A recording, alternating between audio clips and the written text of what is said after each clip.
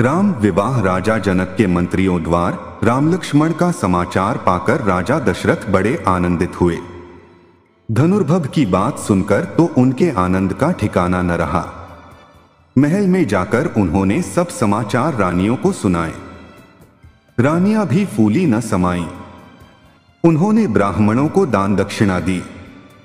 गुरु वशिष्ठ की आज्ञा लेकर राजा दशरथ बारात की तैयार कराने लगे। हाथी, घोड़े और रथ सभी सजने लगे। छैल छबीले सवार घोड़े नाचने लगे।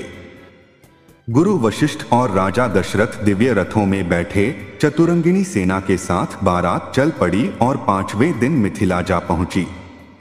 राजा जनक ने नगर के बाहर आकर बारात का स्वागत किया और भली भांति सजाए गए जनवासे में सबको ले जाकर यथायोग्य ठहराया। विश्वामित्र को जब राजा दशरथ के आने का समाचार मिला तब दोनों राजकुमारों को लेकर वे जनवासे पहुंचे। राम लक्ष्मण ने पिता के चरणों में प्रणाम किया। राजा दशरथ ने विश्वामित्र के चरण छुए और कहा, मुनिवर, आपकी कृपा से ही शुभ दिन मुझे देखने को मिला है। राजा जनक की सारी नगरी जगमग जगमग कर रही थी। एक एक घर, एक एक द्वार वंदनवारों से सजा था। चारों ओर मंगल गीत सुनाई दे रहे थे।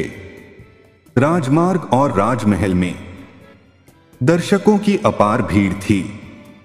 विवाह मंडप मणियों और हीरों के फूल पत्तों से सजा था। मणियों के बने भौरे और तरह तरह के पक्षी विवाह मंडप पर जड़े थे, जो हवा चलने से गूंजते कूजते थे। चारों राजकुमारों को लेकर गुरु वशिष्ठ के साथ महाराज दशरथ विवाह मंडप में पधारे। बहुमूल्य वस्त्रों और आभूषणों से सुसज्जित चारों राजकुमारियों को लेकर राजा जनक भी मंडप में आए। राजमहल की अनेक स्त्रियां भी सजकर विवाह देखने पहुंची। राजा जनक सीता को दिखाकर महाराज दशरथ से बोले, राजन, यह मेरी बड़ी बेटी सीता है जो मुझे हल चलाते समय पृथ्वी से मिली थी। आपके वीर पुत्र श्री राम ने मेरा प्रण पूरा कर इसे वरण करने का अधिकार प्राप्त किया है। यह मेरी दूसरी पुत्री उर्मिला है और ये दोनों कन्याएं मेरे छोटे भाई कुशध्वज की हैं। बड़ी का नाम मांडवी है और छोटी का श्रुतकीर्ति। मेरी इच्छा है कि सीता के विवाह के साथ इनका भी विवाह हो जाए। लक्ष्मण के लिए उर्मिला को, भरत के लिए मांडवी को और शत्रुघ्न नए को स्वीकार कर मुझे कृतार्थ करें। जनक के प्रस्ताव को राजा दशरथ ने सहर्ष स्वीकार कर लिया। तब अग्नि के सामने चारों कन्याओं को अपने अपने पतियों के हाथ में सौंपते हुए राजा जनक ने कहा कि इन कन्याओं को मैं तुम्हारे हाथ सौंपता हूं। ये छाया की भांति तुम्हारे साथ रहेंगी। तुम इनका पाणी ग्रहण करो। इनकी सब तरह से रक्षा करना तुम्हारा धर्म होगा।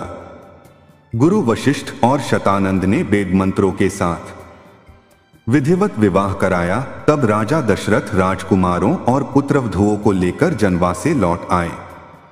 जनक ने कन्याओं और सब बरातियों को सुंदर उपहार दिए।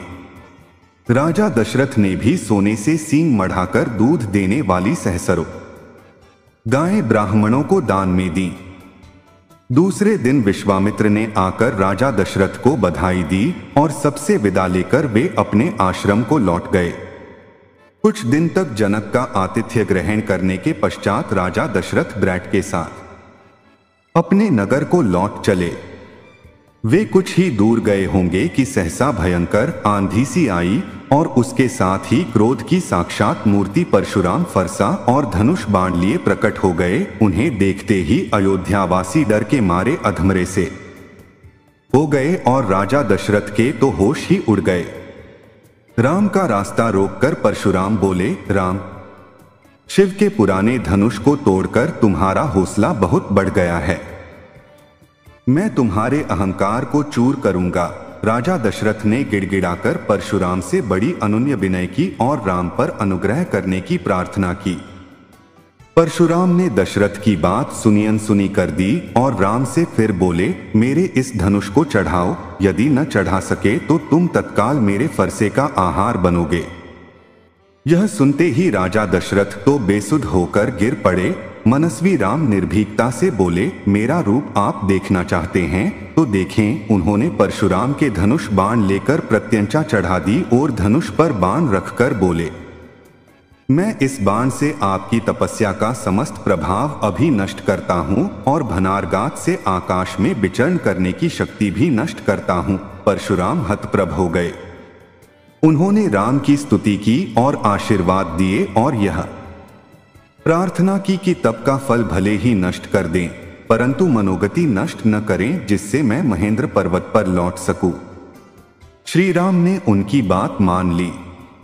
परशुराम राम की प्रशंसा करते हुए तत्काल चले गए।